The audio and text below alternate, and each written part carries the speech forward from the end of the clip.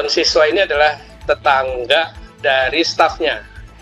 Kebetulan siswa ini termasuk yang kurang mampu, informasi Pak Budi secara ekonomi, sehingga dan di sisi lain dia ingin masuk sekolah negeri. Partai Keadilan Sejahtera Banten meminta maaf atas kadernya Budi Prayogo yang mengirimkan memo menitipkan siswa agar lolos seleksi SPMB. Ketua DPW PKS Banten, Gembong Sumedi, menyatakan partainya mengambil langkah tegas dengan memberikan sanksi terhadap kader-kader yang melakukan pelanggaran. Jabatan Wakil Ketua DPRD Provinsi Banten bakal digantikan Imron Rosadi yang saat ini menjabat Wakil Ketua Komisi 5 DPRD Provinsi Banten dari fraksi PKS.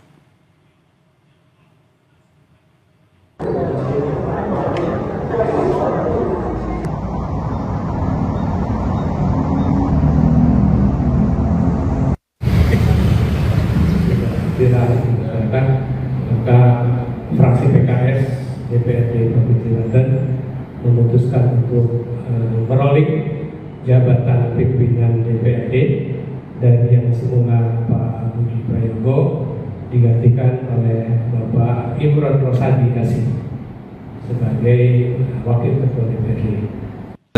Ya seperti itu, seperti yang beredar itu. Jadi ada yang menitipkan sekolah. Iya, masih pengantar aja. Tidak ada intervensi juga. Nggak ada telepon kepala sekolah, nggak ada telepon ke dinas, nggak ada telepon ke siapapun. Murni permintaan masyarakatnya.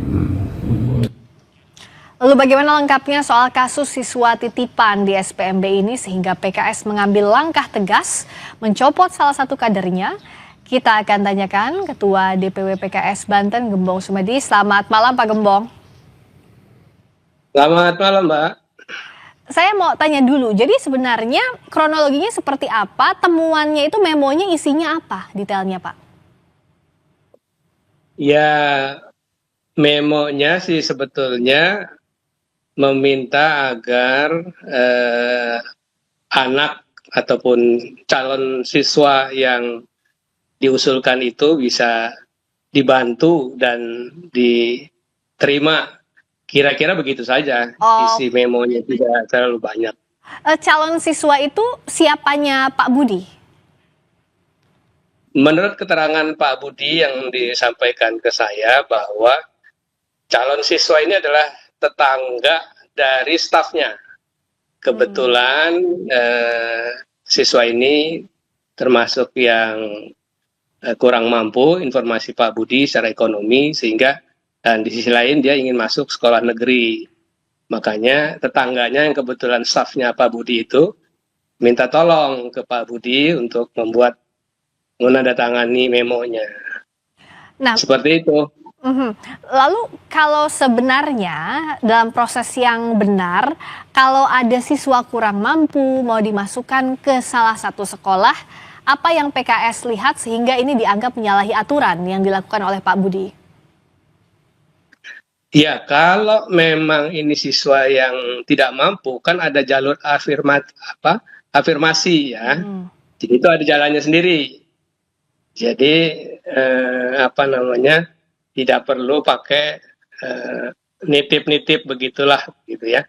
Jadi kalau memang dia keluarga tidak mampu, tempuh saja jalur afirmasi. Kan itu ada posisi afirmasi dibuka di situ. Ini kan jadi ramai memang karena tidak ada jalur rekomendasi begitu ya Pak Gembong ya, yang ada afirmasi kalaupun tidak mampu. Rekomendasi itu tidak ada sama sekali ya jalurnya? Tidak ada, dan jauh-jauh hari Pak Gubernur juga sampaikan bahwa dalam SPMB ini tidak boleh ada cawe-cawe dari siapapun begitu kan, tegas Pak Gubernur sampaikan. Dan kita sebagai partai pengusung Pak Gubernur tentunya juga menghormati kebijakan Pak Gubernur begitu. Sehingga ketika ada salah satu pejabat publik kita yang melakukan hal seperti itu, ya tentunya partai harus mengambil sikap yang tegas, kira-kira begitu, Mbak. Jadi bisakah dikatakan bahwa memang PKS Banten melihat memo yang dikirimkan Pak Budi dengan disertai seperti yang kita lihat di gambar ya, ada kartu namanya. Meskipun Pak Budi bilang itu bukan intervensi karena tidak nelfon kepala sekolahnya, tapi bisa dikatakan itu bentuk intervensi.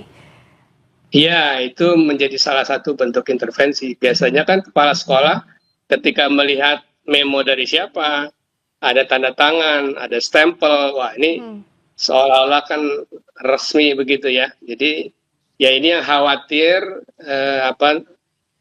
penilaiannya jadi tidak fair begitu. Oke, dan ada antisipasi ke depannya dari PKS atau apakah justru ada laporan-laporan lain selain titipan kasus yang akhirnya Pak Budi dicopot dari jabatannya atau laporan serupa yang diterima PKS Banten? Ya, artinya pencopotan ini sebagai antisipasi ya. Artinya kita sebagai partai tegas ya, untuk hal-hal yang seperti ini kita tidak mentolerir begitu. Gitu Mbak. Ada imbauan lain atau ada penegasan yang disampaikan juga terhadap kader terhadap hal ini Pak Gembong? Iya, saya pikir kasus Pak Budi yang viral ini cukup menjadi pelajaran buat semua pejabat publik dari PKS ya, agar jangan coba-coba melakukan hal-hal yang bertentangan dengan kaidah etika di masyarakat. Saya pikir itu. Ya, termasuk kalau bicara soal pendidikan jangan sampai ada jalur ordal ya, karena tidak ada jalur ordal atau rekomendasi, tapi dilakukan sesuai dengan prosedur yang ada agar adil bagi semua pihak.